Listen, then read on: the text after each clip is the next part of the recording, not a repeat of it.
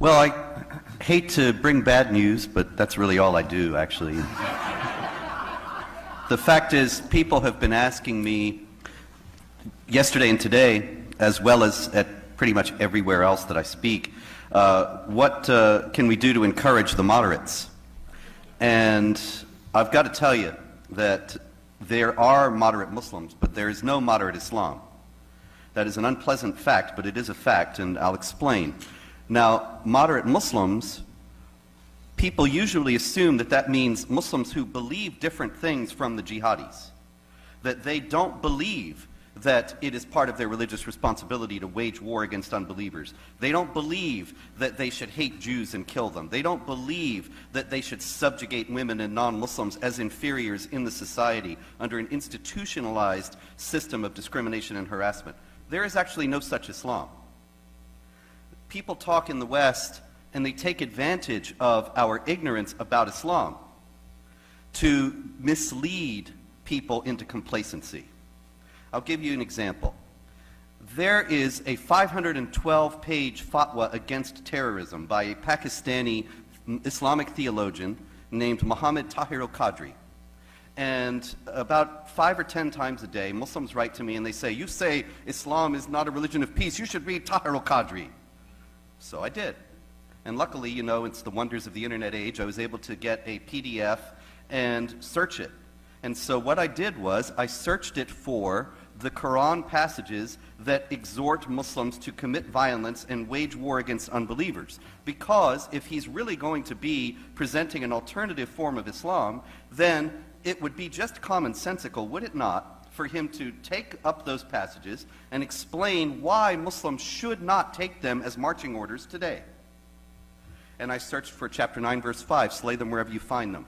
Chapter 4, verse 89, slay them wherever you find them. Chapter 2, verse 191, slay them wherever you find them.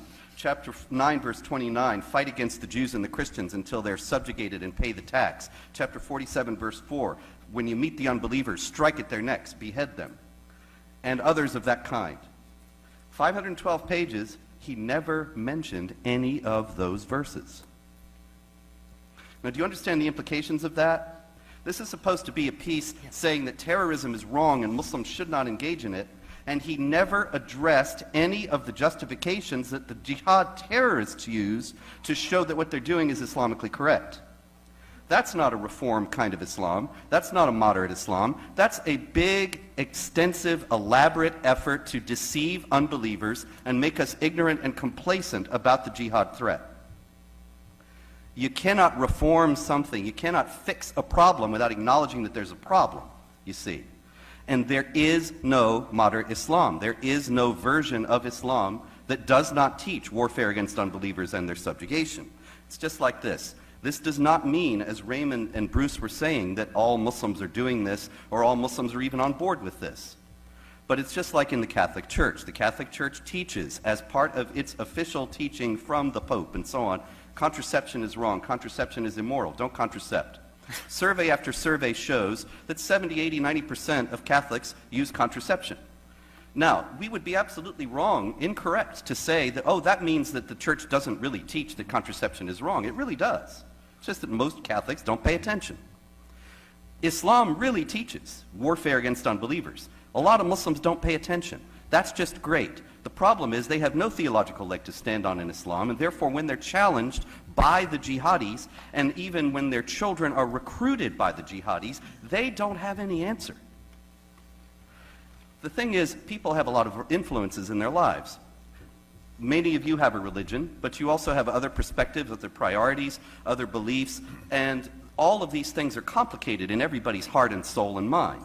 So that you have a spectrum of belief, knowledge, and fervor. Some people are very knowledgeable and very devout, whatever their religion may be, and some people bear the name of the religion, but they couldn't care less, or they don't know, or they're just more interested in something else.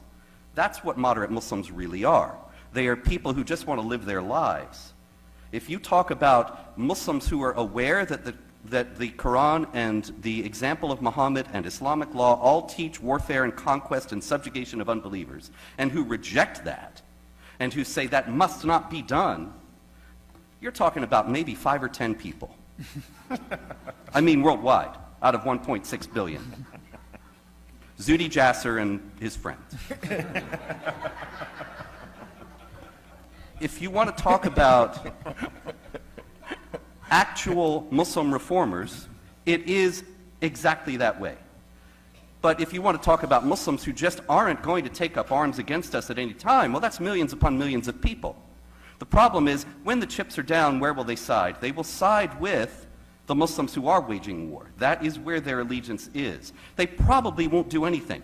But to base our foreign policy and our domestic policy, our immigration policy, to base the future of our nation, to base our children's lives on the idea that the vast majority of Muslims don't want to do this, don't care about jihad and conquest and subjugation, and that somehow some large group of Muslims who are moderates are going to rise up and fight against the jihadis and stop them, that is not only foolish, that is suicidal.